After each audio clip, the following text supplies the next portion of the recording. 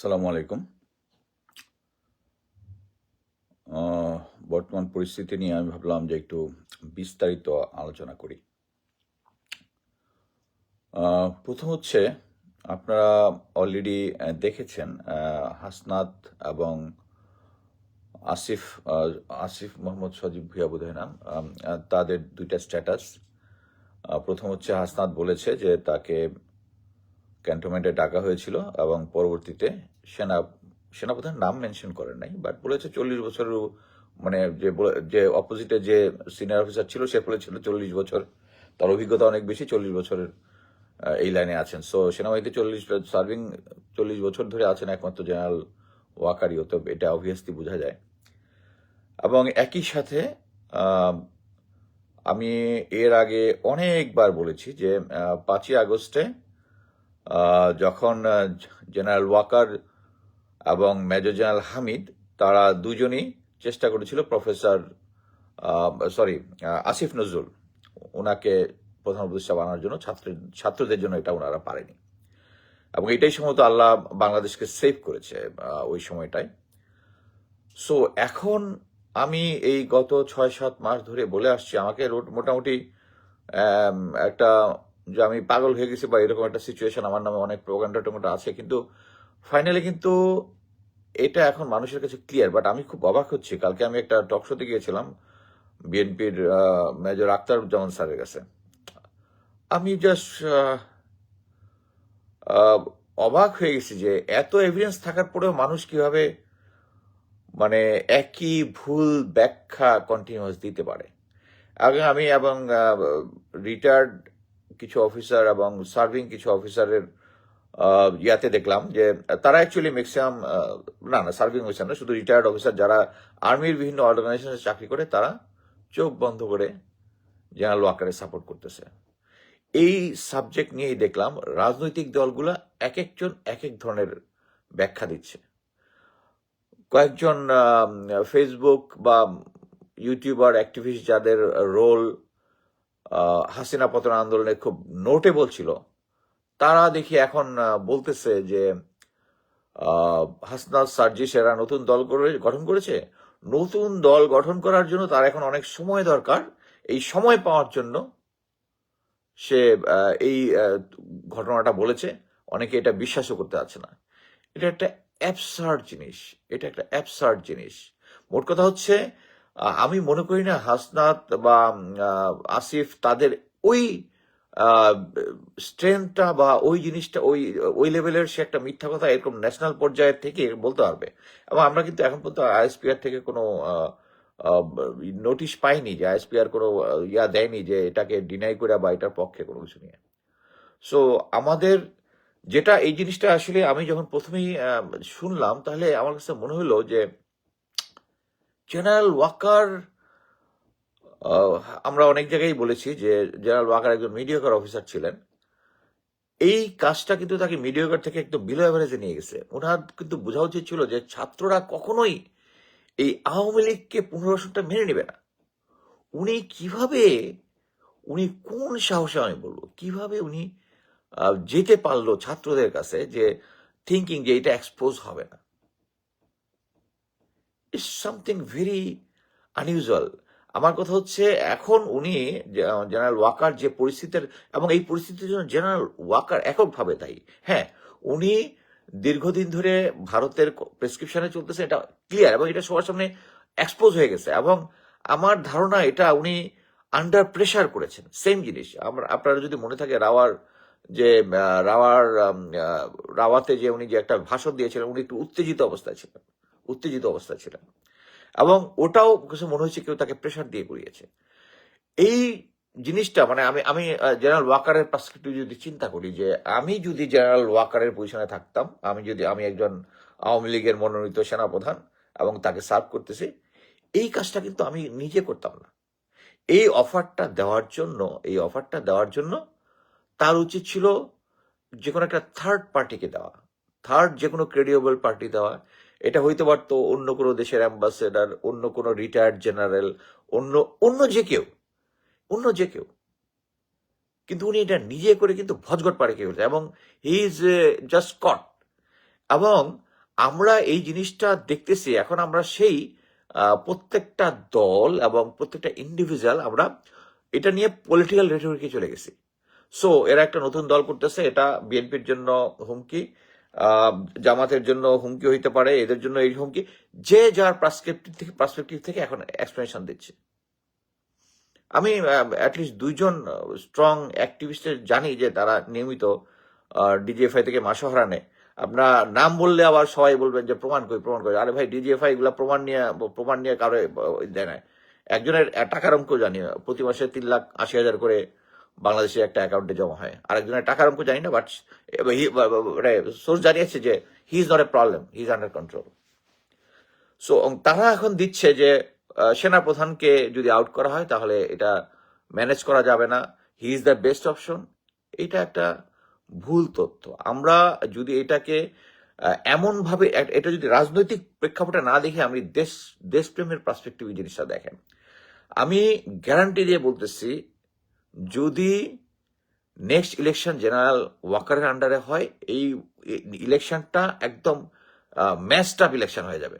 মানে এই ইলেকশনের মধ্যে যত ধরনের মারামারি, কাটাকাটি, হানাহানি আছে সবকিছু থাকবে, এবং আর্মিকে জেনারেল ওয়াকার তার সেই আগের পদ্ধতি, এখন যেভাবে ম্যাজিস্ট্রেসি পাওয়ার থাকার সময়, আমি আপনাকে গ্যারান্টি দিয়ে বলতেছি, আমি আমার 28 বছর জীবনে আমি কখনো সেনাবাহিনীর ম্যাজিস্ট্রেসি পাওয়ার সহ পাই নাই। সিভিল ম্যাজিস্ট্রেট থাকার পরেও আমরা আইন শৃঙ্খলা বাহিনী মানে নিয়ন্ত্রণে রাখতে পেরেছিলাম। এখন পারতেছি না, কারণ তাদের সিনিয়র, মানে এদিক দিয়ে ম্যাজিস্ট্রেসি পাওয়ার, ওদিক দিয়ে বলে দিচ্ছে কোনো অপারেশনে যাওয়ার আগেই এটা সিনিয়র অফিসাররা স্ক্রুটিনি করে। এটা যদি আওয়ামী লীগ বা রিলেটেড হয়, ওখানে অপারেশন করতে দেয় না। আপনারা যে ইসকনের রোল দেখতেছেন, আনসারের রোল দেখতেছেন, আনসার রিভলিউশন করতেছিল, এখানে যত কিছু আছে সবকিছুর পিছনে গোয়েন্দা সংস্থাগুলোর হাত আছে, এখন এটা ক্লিয়ার। এখনো আমরা যারা অ্যাক্টিভিস্ট করতেছি, এখন আমাদের উপরে আক্রমণ যেটা, ওইটা আবার বৃদ্ধি পেয়েছে। কি জন্য? কারা করেছে? আগে তো ডিজিএফআই করতো, তারপরে এখনো ডিজিএফআই করতেছে। ডিজিএফআই, এনএসআই, সেনাপ্রধান, চিফ অ্যাডভাইজার কি কোনো ইন্টেলিজেন্স ব্রিফ দিচ্ছে না? ক্লিয়ার। আমি আবার আরেকটা সোর্স থেকে আমাকে একটা ইনফরমেশন খাওয়ানোর চেষ্টা করলো যে জেনারেল ওয়াকারের উপরে একটা থ্রেট আছে ইন্ডিয়া থেকে, ইন্ডিয়া নাকি আক্রমণ করতে পারে। That's bullshit. এই আধুনিক যুগে আন্ডার ইউএন এবং ইন্টারন্যাশনাল যে আমাদের, আমি যদ্দ জানি আমেরিকা আমাদের সাপোর্টে আছে এই মুহূর্তে। সে ইচ্ছা করলে বাংলাদেশকে অ্যাটাক করবে, এবং এইটার থ্রেটেই নাকি উনি এবং ওই রাওয়াতে ভাষণটা দিয়েছেন। That's bullshit. আপনাকে এখন একটা জিনিস বুঝতে হবে যে জেনারেল ওয়াকার এতদিন এখানে আছেন সেনাপ্রধান হিসেবে, উনি যারা আমাদের ভাই ব্রাদার গুম খুন করেছে, একটা জিনিস আমি খুব দুঃখের সাথে অনেকবার বলেছি, সেটা হচ্ছে এয়ারফোর্সের অফিসারকে কখনো গুম বা ইয়া করে নাই, নেভিও করে নাই, পুলিশ কখনো করে নাই। It's only the army. আমাদের এই যে ভ্রাতৃত্ববোধ যেটা সেনাবাহিনীতে ছিল, এটাকে ক্রাশ করে দেওয়া হয়েছে। সেনাবাহিনী, ইন্ডিয়া আমাদের জেনারেলদেরকে পকেটে ভরে নিয়েছে। আমি এর আগে বলেছি, জেনারেল শফিউদ্দিন যখন আমার কমান্ডার ছিল, সে আমাকে বুঝাচ্ছে যে ইন্ডিয়া আমাদের চতুর্দিকে আছে, আমাদের ইন্ডিয়ার ইয়াতে কম্প্রোমাইজ করে চলতে হবে। নো স্যার, কম্প্রোমাইজ করতে চলতে হবে না। আমি জাস্ট ওটাকে বলছি, কিউবা আমেরিকার নাকের ডগার মধ্যে আছে, আমেরিকাকে হ্যাডাম দেখায় আসছে। কথা হচ্ছে আন্তর্জাতিকভাবে যে কোনো দেশেরই দুইটা দেশের সম্মান ইকুয়াল। এখানে কেউ কারো থেকে বড়, কেউ কারো থেকে ছোট না। সো এরকম একটা সিচুয়েশনে হবে রেসপেক্টেবল সম্পর্ক, যা পরবর্তীতে আমাকে উনি থামাই দিয়েছিলেন, তারপরে একটা জরুরি কাজে আমাকে পাঠিয়ে দিয়েছিলেন। সো আমি আর এটা নিয়ে বেশি কথা বলতে পারি নাই। বাট কথা হচ্ছে, এইটাই হচ্ছে সত্য, যে আমরা ইচ্ছা করলেই আমাদের পররাষ্ট্রনীতিটা শুরু থেকেই হচ্ছে friends to everyone, malice two নান। এটা এই যুগে একটা, মানে আমি বলবো একটা অথর্ব পররাষ্ট্রনীতি। আমরা আমাদেরকে কেউ অ্যাগ্রেসিভ করে কিছু করলে আমাদের রিটালিয়েট করতে হবে। এই যে এখন আমি আজকে সকালেই দেখলাম আনন্দবাজার পত্রিকার নিউজ, তারা বলতেছে যে অলরেডি আর্মিকে, সেনাপ্রধান জেনারেল ওয়াকার আর্মিকে ঢাকায় কনসেন্ট্রেট করছে ক্ষমতা নিয়ে নেওয়ার জন্য। এবং আরো একটা আমাকে দুইটা ইনফরমেশন পাঠালে, দুইটাই দেখলাম। হ্যাঁ, it's not going to happen. আমি এটা বলতে পারি, it's not going to happen. General Walker এই পরিস্থিতি, উনি যদি পরিস্থিতি অ্যাসেসমেন্ট না করতে পারে, he will doom again, already he is doomed, already doomed. So এই মুহূর্তে সেনাপ্রধানকে যদি সরানো হয়, এবং আমাকে বেশ কয়েকজন তার ক্লোজ অ্যাসোসিয়েট আমাকে বোঝানোর চেষ্টা করছে যে সে একটা খাঁটি দেশপ্রেমিক, খাঁটি দেশপ্রেমিক, ঠিক আছে, খাঁটি দেশপ্রেমিক। উনি এটা কেন করতেছেন এটা নিজে তারাও কনফিউজ। সামনাসামনি দেখা হচ্ছে, সামনাসামনি তো দেখার সুযোগ নেই। আপনি বলেন আমাকে যদি কোনো ইয়া থাকে, আমাকে তো ফাউল কথা বলে আমাকে তো কনফিউজ করতে পারবেন না। আমাকে কনফিউজ করতে আপনাকে সলিড কিছু জিনিস দিতে হবে, সলিড কিছু জিনিস দিতে হবে। সো এখানে জিনিসটা হচ্ছে উনি যদি দেশপ্রেমিক হয়, আমি যদি এই মুহূর্তে জেনারেল ওয়াকারের পজিশনে থাকতাম, আমি যদি এরকম একটা ম্যাচ করতাম, আমি জাস্ট আমার জায়গা থেকে সরে যেতাম, আমি জাস্ট রিটায়ার করে ফেলতাম, ভলেন্টিয়ার রিটায়ার করে ফেলতাম। আমি যদি দেশপ্রেমিক হই, আমি যদি বাল এবং ভারতের যদি পেট না হই, আমি এখন রিটায়ার করে ফেলতাম। কারণ আমি বাংলাদেশকে ভালোবাসি এবং এই সিচুয়েশনটার জন্য বাংলাদেশে একটা বড় সামনে একটা আনরেস্ট হওয়ার সুযোগ আছে। তবে আমি এখন যেটা বুঝতে পারছি, উনি যেহেতু ভারত এবং ইয়ার কথা এমন ভাবে চলতেছেন, এবং কিছু কিছু জায়গায় হয়তো উনি কি বলে ব্ল্যাকমেইলও হতে পারেন। বাট কথা হচ্ছে, আমি অনেকবার বলছি, আপনি যদি ব্ল্যাকমেইল হয়েও যদি একটা প্রেস কনফারেন্স করেন যে এই হয়েছে, আমি ব্ল্যাকমেইল হয়েছে, এখন থেকে আর মানি না, আমি বাংলাদেশকে করব, আপনি বলেন, পুরা বাংলাদেশ ইয়ার পিছনে থাকবে,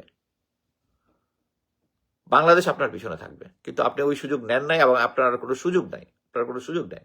বাট আমি এটুকু বলতে পারি যে জেনারেল ওয়াকারকে যদি না সরানো হয়, বাংলাদেশ যেখানে আছে ওখানেই থাকবে। উনার আন্ডারে যদি ইলেকশন হয়, সেই ইলেকশনটা একটা ভজঘট টাইপ ইলেকশন হবে, এবং শেখ হাসিনা দূর থেকে তখন বলবে যে মানে আন্তর্জাতিক মহলকে বলতে পারবে যে বাংলাদেশ অ্যাকচুয়ালি নির্বাচনে এরকমই হয়। আমরা এবং সেনাপ্রধান যে জিনিসটা হাসনাত সাজিদ এদেরকে খাওয়ানোর চেষ্টা করছে, সেটা হচ্ছে কম্প্রোমাইজ। কম্প্রোমাইজ কি? 111-এর পরে যেরকম কম্প্রোমাইজটা হয়েছিল। কম্প্রোমাইজ কি? যে তোমাদেরকে এত সিট দেওয়া হবে, তোমাদেরকে এত সিট দেওয়া হবে। তার মানে হচ্ছে আপনার জনগণ কিন্তু ভোট দিতে পারবেন না। তারা আগের থেকে ক্লোজ ডোর হ্যাঁ, একটা কমেন্ট এসে চিজ সফরের উপর আওয়ালকার অবস্থান, আমি এটা নিয়ে বলবো একটু এরপরে। একটা জিনিস গ্যারান্টি থাকতে পারেন যে তখন আপনার জনগণের ভোট আর ভোট হবে না, তখন ক্লোজ ডোর মিটিং এ হবে কে কয়টা সিট পাবে। এবং বাংলাদেশে এরকমই হয়, এটা আমাদের ব্রেনের ভিতরে ঢুকাই দিবে যে বাংলাদেশ নির্বাচন মানে হচ্ছে close door meeting a decision হবে যে কে ক্ষমতায় আসবে। জেনারেল ওয়াকার যদি সরানো না হয়, এটা চলতে থাকবে, এবং আপনারা ভোটের অধিকার আর ফিরে পাবেন না, গ্যারান্টেড। এখন আরেকটা জিনিস হচ্ছে, যেটা বলতেছিলাম যে 27 তারিখে প্রফেসর ইউনূসের ইয়াতে যাওয়ার কথা, চায়নাতে যাওয়ার কথা। এই ভিজিটটা ভেরি ইম্পর্টেন্ট।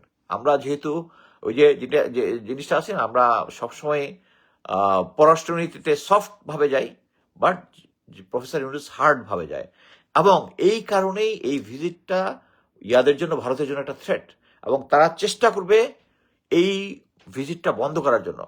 আমরা এখানে এখন একটা জিনিস হচ্ছে, এখন এই দেশের সিচুয়েশন আমাদেরকে ভুলে যেতে হবে কে আওয়ামী লীগ, কে বিএনপি, কে জামাত, কে এনসিপি, বা কে হালের জনতার দল। বাংলাদেশে একটা নতুন দল করেছে সেনাবাহিনীর অফিসার এবং অন্যান্য প্রফেশনালদের নিয়ে। আমি অ্যাকচুয়ালি ক্লোজ ওয়াচ রাখতেছি দেখার জন্য যে কারা কারা এখানে আসে। এর মধ্যেই এটার থিঙ্ক ট্যাঙ্ক যারা আছে, এর মধ্যে দেখলাম আওয়ামী লীগ জেনারেল কয়েকজন আছে। স্টিল আমি এটার মধ্যে অ্যাকচুয়ালি ক্লোজলি খেয়াল রাখতেছি যে এটা মানে সরকারি বা আওয়ামী লীগ দলের কোনো বি টিম হলো কিনা। আচ্ছা, এখন কথা হচ্ছে, আমাদেরকে এই সময়ে যারা আইন শৃঙ্খলা বাহিনী আছেন, যারা দেশকে ভালোবাসেন, তারা আমরা স্থির থাকবো। আচ্ছা, এটা একজন একটা কমেন্ট দিয়েছে, তোদের বাবার খেলাফত প্রতিষ্ঠা করতে এনএসপি জোশিয়ে দিয়ে এখন ভোটারকে, মানে এনিওয়ে ওই ডিজেফাই খুব ভেরি অ্যাক্টিভ আমার ইয়াতে এখন আর কি। সো আমি যেটা বলতে চাচ্ছি যে আপনারা এখন এই সিচুয়েশনে যারা হিজবুত তাহরি করেন, হিজবুত তাহরি বাংলাদেশের নিষিদ্ধ সংগঠন, কিন্তু আমি মনে করি না যে তাকে নিষিদ্ধ করতে হবে, কিন্তু আপনারা ভারতের প্রেসক্রিপশনে মাঠে নেবেন না। এই মুহূর্তে তুলসী গাবার যে সমস্ত কথাবার্তা বলছে ওগুলাকে গিয়ে সাপোর্ট দেন না। আপনারা যে এর আগে যে মাঠে নামছেন, তো মানে এক পার্টি দেখছিলাম হিজবুত তাহরিরিয়া নাকি আমি জানি না, এই সেই আমি যতটুক জানি, বাট তুলসী গাবারের ওই কমেন্টের পরে এটা নিশ্চিত যে আপনারা ভারতের প্রেসক্রিপশনে মাঠে নামছেন। সো এখন খামাখা, আর আমি মনে করি যে প্রতিটা আন্দোলন যদি শুরু হয় বাইতুল মোকাররম থেকে, এটা ওয়েস্টকে একটা রং ইনফরমেশন দিবে। যদিও we may not care, but আমার মনে হয় কেয়ার করা উচিত। মানে ধর্মীয় উগ্রবাদীর একটা লেভাস দিবে, যেটা আমি মনে করি না ওখান থেকে হইতেই পারে, বাট ভারত এটার রং এক্সপ্রেশন বিদেশে দিবে। এটা আমাদের মনে রাখা উচিত, আমরা যে আন্দোলনই করি না কেন। সো আমি এখন যেটা মনে করতেছি যে ফাইনালি প্রফেসর ইউনূসের কাছে আমি রিকোয়েস্ট করব, আপনি অনেক অভিজ্ঞ প্রজ্ঞা এবং জেনারেল ওয়াকারের থেকে অভিজ্ঞ লোক, সো তাকে আউট করার জন্য একটা ব্যবস্থা আপনি বের করেন। এবং আমি মনে করি না এটা কঠিন কিছু, সেটা আমি আইন বিশেষজ্ঞ নই, বাট এইটুক বুঝি জেনারেল নাসিমকে কিন্তু একবার চাকরিচ্যুত করা হয়েছিল। এখন হইতে পারে যে এটা চুপ্পু হচ্ছে এখন প্রেসিডেন্ট, সে এটা করবে কিনা। আমার কথা হচ্ছে যে কোনো আদেশ অ্যাজ এ ডিফেন্স মিনিস্টার হচ্ছে আমাদের প্রফেসর ইউনূস যদি ডিফেন্স মিনিস্টার হন, উনি একটা নোটশিট দিতে পারেন, নোটশিট দিয়ে মানে ঘোষণা দিয়ে দিতে পারেন তাকে ইয়া করার জন্য। তারপর এটা ইয়াকে কি বলে প্রেসিডেন্টের কাছে সিগনেচারের জন্য পাঠাতে পারেন, না পাঠাতে পারেন। কারণটা কি?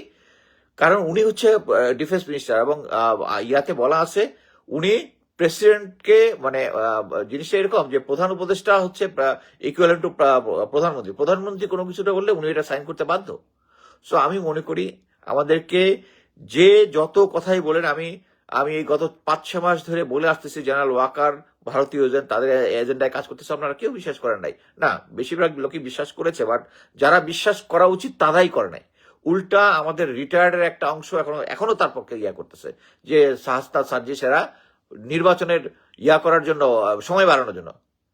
আমি মনে করি যে তারা দেশের জন্য জীবন দেওয়ার জন্য প্রস্তুত ছিল। এখানে একটা রাজনৈতিক একটা ফায়দা লোটার জন্য এরকম একটা হীন কাজ করবে তারা সেনাপ্রধানের এগেইনস্টে, এটা আমার বিশ্বাস হয় না। আমার এক্সপিরিয়েন্স বলে এই ধরনের হওয়ার কথা না। এবং তারা এই ফ্যাসিলিটি নেওয়ার জন্য শুধু এটা করবে, এটা করে। এবং আমরা তো এখনো থেকে কোনো এক্সপ্লেনেশন পাচ্ছি না, কি বলে আইএসপি থেকে কোনো এক্সপ্লেনেশন পাচ্ছি না। এবং সেনাবাহিনীর ভিতরে যে সিকিউরিটি এনহ্যান্স করা হয়েছে, বা আমরা দেখেছি ঢাকার মধ্যে সেনাবাহিনী অনেক মোতায়েন করা হচ্ছে, এবং এইটার ইয়াতেই ভারত দিচ্ছে হচ্ছে সেনাবাহিনী ক্ষমতা দখল করে ফেলতেছে। আরেকটা জিনিস আমি বলেছিলাম যে অলরেডি শেখ হাসিনা এবং ইম্পর্টেন্ট নেতৃত্ব কলকাতায় আছে, এবং পরবর্তী দেখলাম পিটাকি দাও একই স্ট্যাটাস দিয়েছে। এখন নতুন একটা পেলাম যে যখন ঈদের সময় চলতে থাকবে তখন নাকি টুপ করে আপনারা উঠবে বলবে, বাট আমার কাছে এই জিনিসটা বিশ্বাস হয় না যে তখন আইন শৃঙ্খলা নর্মাল থাকবে। বাংলাদেশ আর কখনোই আওয়ামী লীগের রাজনীতি করার সুযোগ নাই। আমার মনে হয় এখন আমি যেটা দেখতেছি আপনাদের স্টেটাসের পরে, যে সবাই এখন মোটামুটি একমত হচ্ছে আওয়ামী লীগকে নিষিদ্ধ করতেই হবে। আমি ক্লিয়ারলি বলে দিই, প্রফেসর ইউনূস এই কথাটা বলেছেন। অনেকেই বলতেছেন প্রফেসর ইউনূসের এগেইনস্টে কেন কথা বলতেছেন, উনি তো আওয়ামী লীগ নিষিদ্ধের পক্ষে না। উনি যেটা বলেছিলেন, উনি অনেক বড় লেভেলের খেলোয়াড়, বাট ওই খেলোয়াড়ের মধ্যে একটা অংশ হচ্ছে স্টিল ওনাকে ওয়েস্ট এবং অন্যান্যদের অ্যাডভাইস শুনতে হয়, এবং ওয়েস্ট অ্যাকচুয়ালি চাচ্ছে না কোনো দলকে নিষিদ্ধ করতে। উনি হয়তো একটু ডিলে ব্যাটেল দিবে, বাট আমি মনে করি জনগণের জন্য যেটা বেস্ট এটাই উনি করবে, উনার প্রতি আমার এই বিশ্বাস আছে। এই জন্য এখন প্রফেসর ইউনূসকে সরানোর আন্দোলনের মানে উস্কানিতে কেউ ফাঁদে পা দিবেন না। আমি এটা মনে করি যে আমাদের এখন একটাই লক্ষ্য উচিত, জেনারেল ওয়াকারকে পদচ্যুত করতে হবে। ধন্যবাদ।